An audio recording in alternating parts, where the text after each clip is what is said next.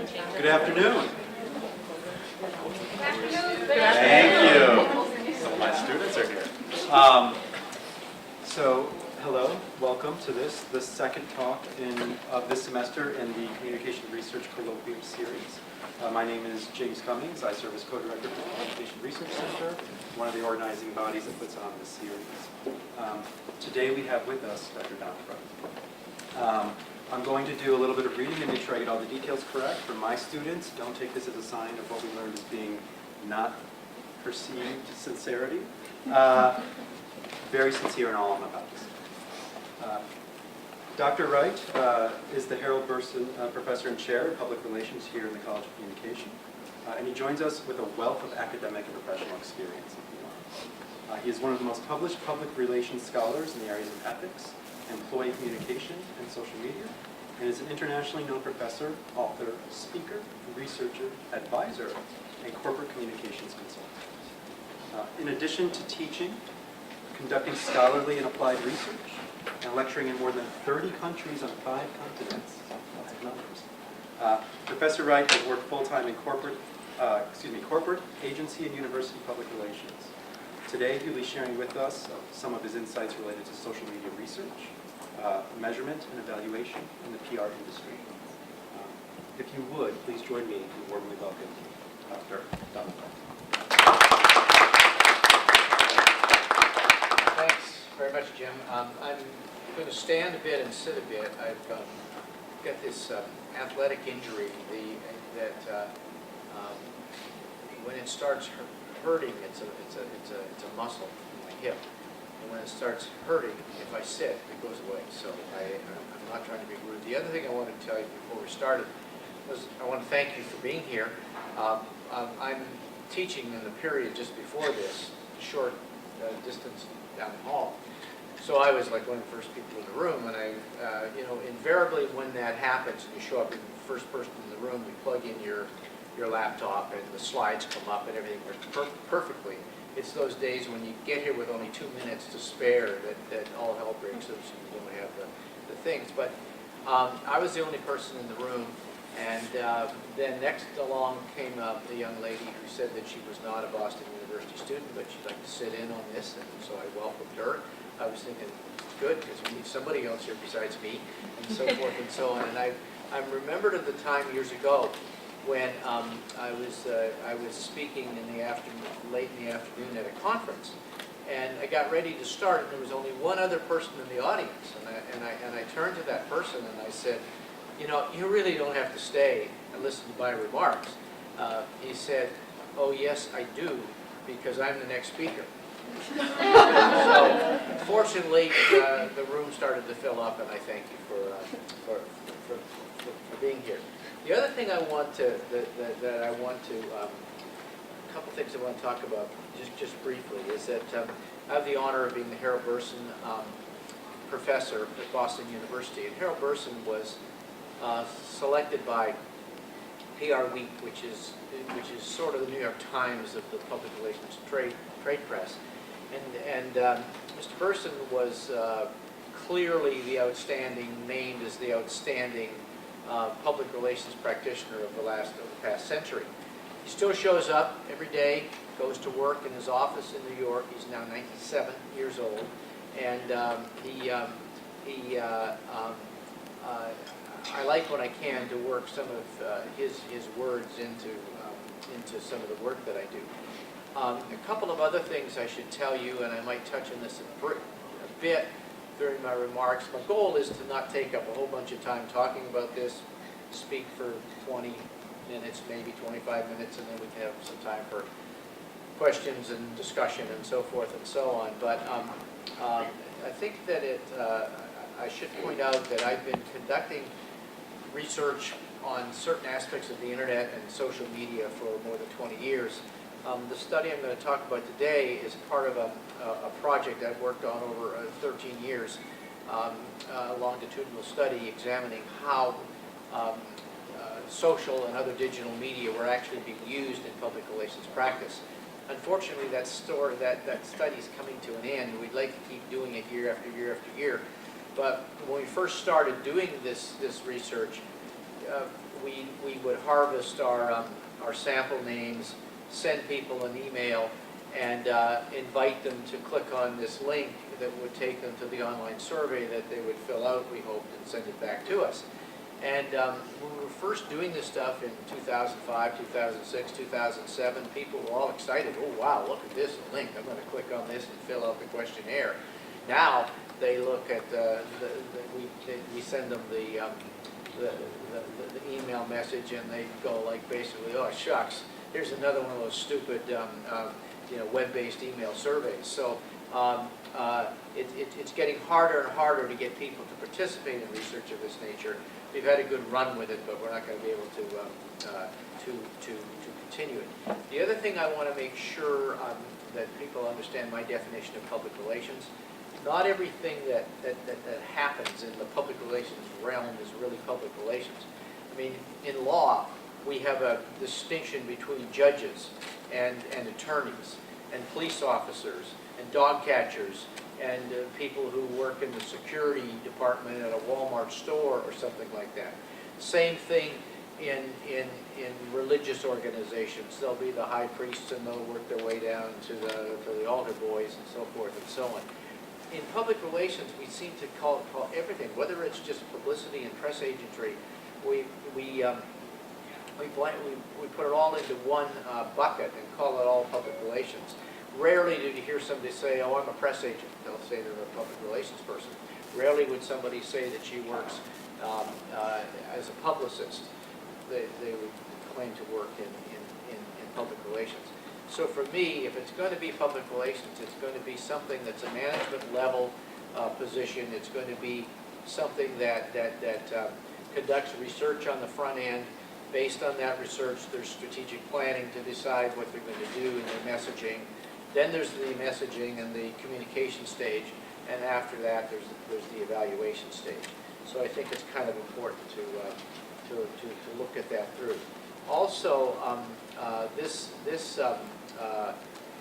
survey is looking at how social media research, measurement, and evaluation is actually being used in the public relations industry. It's not just an American problem or an American concept. That the importance of involving research and measurement and evaluation in public relations has been addressed by many people. You'll see them there. Walter Lippmann, going back to the 1920s, Edward Bernays, who taught in this building, lived to be about 105 years old. Long list, and it's not just an American problem. This research has been conducted, not the study that I'm going to talk about specifically, but research of this nature dealing with these topics have been conducted, and this is just a short list of. You've got Great Britain, there in Canada, Australia, Japan, Slovenia, Russia. Siromesh's work has been in a number of countries in Asia and South Africa.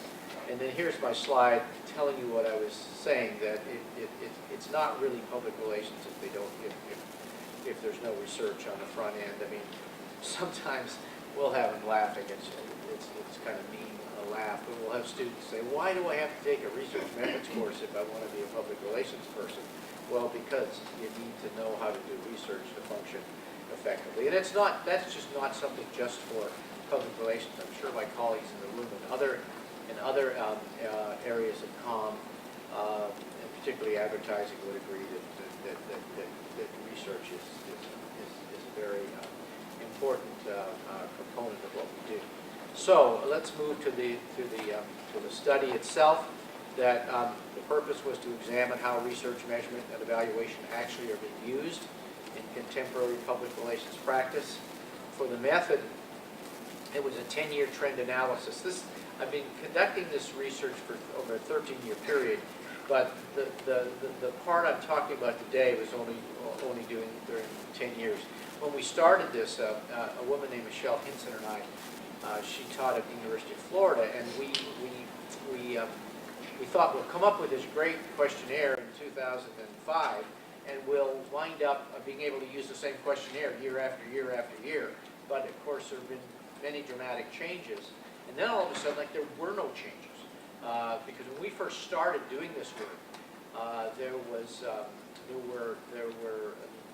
Facebook was just getting off the ground in 2004, and there were other platforms that were much more popular than the ones that are popular today. But as I said, we used a web-based questionnaire. We had great cooperation with PRSA, the Public Relations Society of America. They sent out invitations for us to several thousand of their members. The sampling had to be judgmental or purposive. We would have liked PRSA to allow us to have selected a purely random sample, but they were sending it out. They weren't going to part with their membership list for obviously reasons. It's not because of this, it's not possible for us to statistically generalize the results, but we have a larger number of respondents than most people have. I mean, you're not going to find in the public relations scholarly literature too many research projects where the number of respondents was 4,586 over a 10-year period. And then here's the number of people who responded over the years, and you'll see that going up, we had 574 in 2009, and we're almost the same thing in 2010, and we were way up there in 2011, and then even higher in 2012. But then you can see a progression getting smaller and smaller and smaller. The 556 in 2017 was actually an anomaly in what had happened. When you do work of this nature with organizations like PRSA, you have to be available to them at their whim.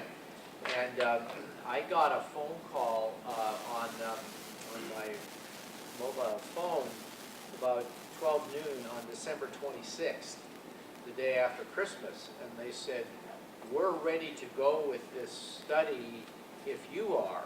And I'm like, thank you, Jesus, there really is a God, because the best time, seriously, with corporations and public relations and advertising people, the absolute best time to go into the field with research like this is the week between Christmas and New Year's, because nothing else happens that week, absolutely nothing.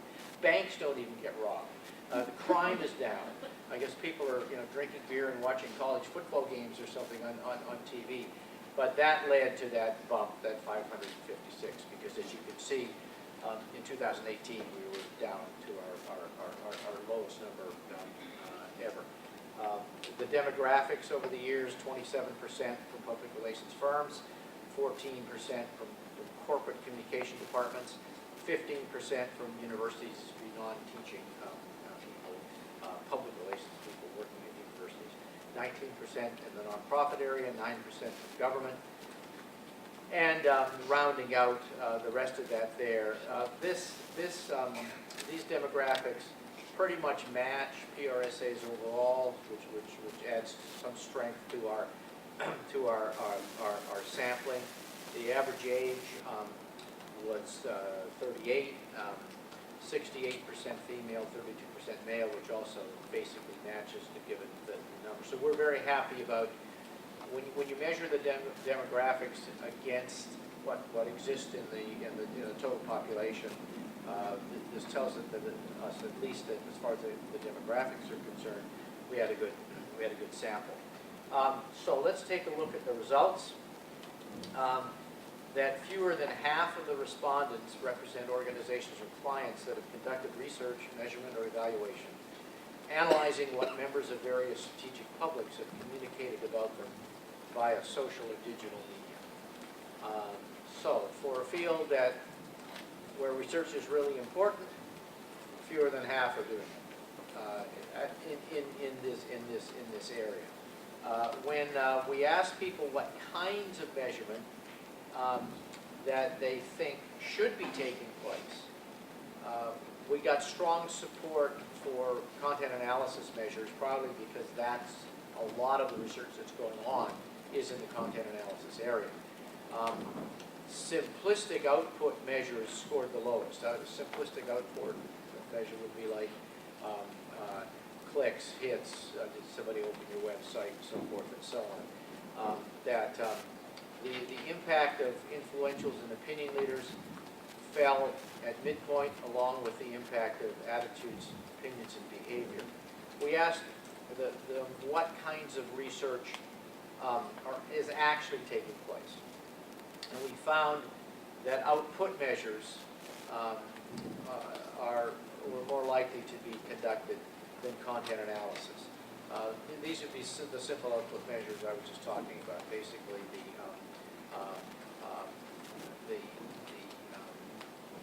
clicks, that sort of thing.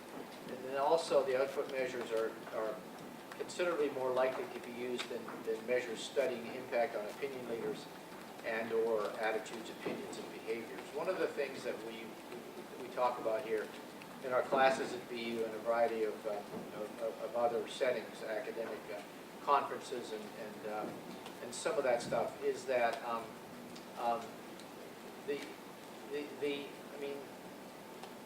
measuring just the output would be like giving the award for somebody who wrote a good love letter without any concern for the fact, did the love letter lead to the date, did the couple continue to date, did they live happily ever after, and so forth and so on.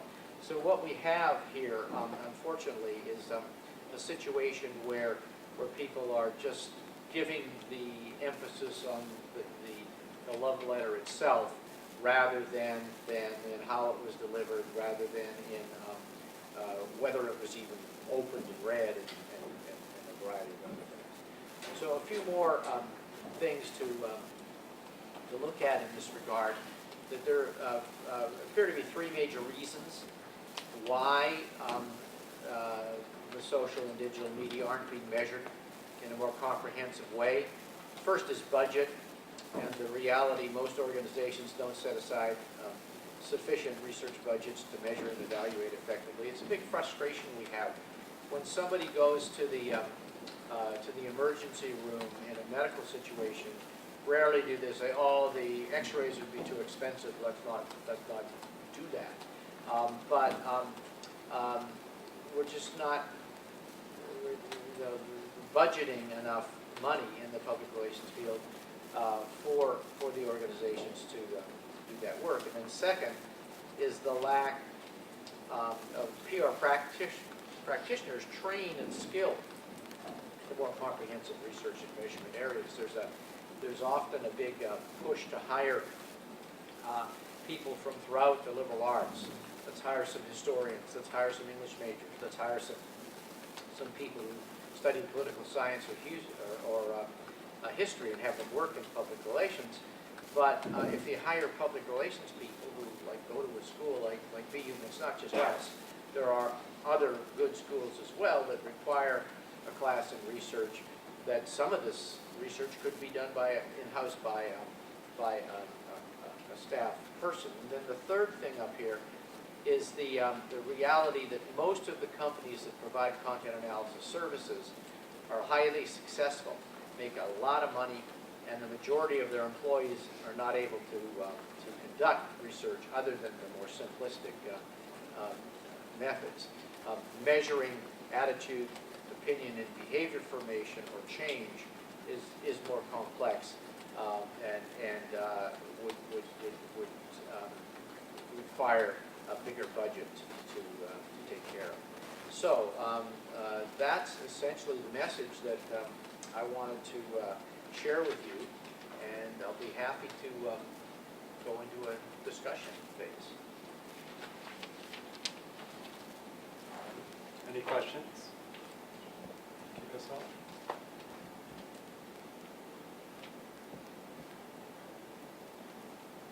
I have one. Good. In terms of the content analyses as opposed to some of those metrics like clicks. So clicks, there's only, quite often we have certain associations of what that could mean. Right. Ideas of engagement or usability, things Yep. like that. As someone that's external from PR, I was wondering if you could cue me in a little bit in terms of, are there any commonalities in terms of what we search for in the content analysis as you go? The main reason the content analysis is used a lot is because it's relatively easy to do, and you can charge a lot for it. It's really ridiculous to me how much money people can charge for research services, and so that's an issue that I can get to in a bit. But the way engagement is measured, we might have some difficulty if somebody turned that methodology in on one of our in a PU-Com term paper. We probably have some methodological suggestions for them. So that's part of the. But in this industry, I mean, there used to be. It's a really nasty word in the industry, but they used to measure public relations by just if you had let's say there was a news story that appeared in the Boston Globe, and the news story was 8 inches long, then they would figure out how much it would cost to buy an advertising hole of that much money, and then if that wasn't bad enough, they would then take that amount of money and multiply it by 3 or 4 times, because they argued that public relations messages were more credible than ads were, and so for a long time, there's been a little bit of a debate going on between the academy and the practice in terms of the appropriateness of some of the methods that are being used. So. Michelle? Thanks for sharing this research with us. I'm wondering if over the years, you said this is a longitudinal study, Yeah. have you received any feedback from the practitioners over your findings? It's a good question. We've presented this research every year at a conference called the International Public Relations Research Conference. It used to meet every year in Miami, and they moved to Orlando just because the cost of meeting in Miami is going off the charts. That's a conference that is attended by a number of practitioners in addition to the academics. And then the other area, place where there's been each year we've taken the data and written a more comprehensive referee publication that appeared in Public Relations Review a couple of times, appeared in Public Relations Journal a couple of times, things like that. But we've also presented it at not every year at the PRSA National Conference, but certainly probably of the 10 years, probably 7 times. And we've never. I mean, I've some really good friends in the measurement industry, and I don't know how to describe my relationship with them on this. It's sort of something we just don't talk about. It's like having a next door neighbor who supports a different political party or has differing religious viewpoints than you. You know, you just sort of don't go there. I've gone there in the things that I've written and occasionally in speeches and stuff like that, and I've advocated that. I've been a pretty strong advocate for it. Most of my good friends in the people I respect the most in the public relations measurement industry, most of those people are they're people who are doing what I want them to do, as opposed to the kind of shysters. Shysters is probably too strong a word, but in a way, these people have made a lot of money doing content analysis stuff, measuring clicks, measuring engagement based on time spent on a web page. Well, you know, I mean, everybody knows this. Sometimes you open the web page and the phone rings. Or many of us do a lot of our work at home, and there are children or dogs or cats, or somebody comes to the door, and you leave the, so you might have actually looked at the web page for 2 minutes, but you had it up there for 20, and they take so there's just so many methodological flaws in what's happening in that industry, but that industry makes a phenomenal profit. I do 2 kinds of consulting. One is situations where I do research surveys for companies. Another is where I plan professional development events, bring in speakers, have workshops and things like that.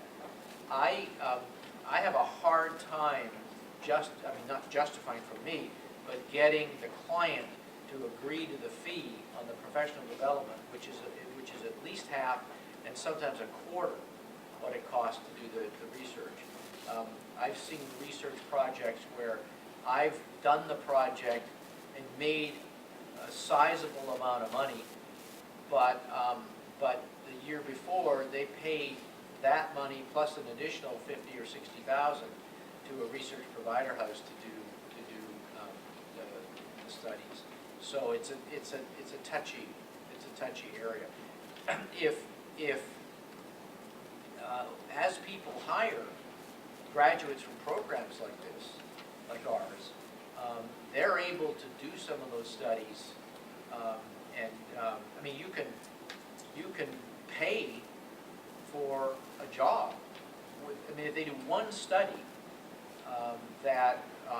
I've seen people pay $75,000 for a survey. I've seen people pay $35,000 for 5 focus groups. That if you had somebody one of our graduates just conducting the focus groups, one of our graduates doing that, that would be $100,000. They'd pay the person $45,000 or $50,000, and the company could pocket the rest of it. But we're trying to get them to do that, but it's a very, very slow process. Good question. Anything else? Yes. As a student not in PR, so you mentioned content analysis. Yes. What other types of ways would you measure like the same thing? Like, would you do any experimental ways or anything? The experimental research is done, but I haven't done the experimental research because I've been more interested in the actual messages that they're using. The trouble with experimental research is that the easiest way to do that is with students. So the students are the subjects. The second easiest way to do it is a group in the community that they would identify as basically upper middle income housewife. And what that is, it's basically women between the ages of 30 and 50 who are stay-at-home moms or who don't work because they're married to investment bankers or something, who are making more money than you could imagine. So it's difficult. I'm having a hard enough time getting 200 or 400 public relations people to give me 5 to 6 minutes to fill out a questionnaire. There's no way I'm going to get them to go to a focus group room. That's just not going to happen. So I wish we could do it, but you often can't. You have to improvise a lot in this business. Anything else? Well, I hope you got something out of this, and thanks very much for coming. Thanks for having me.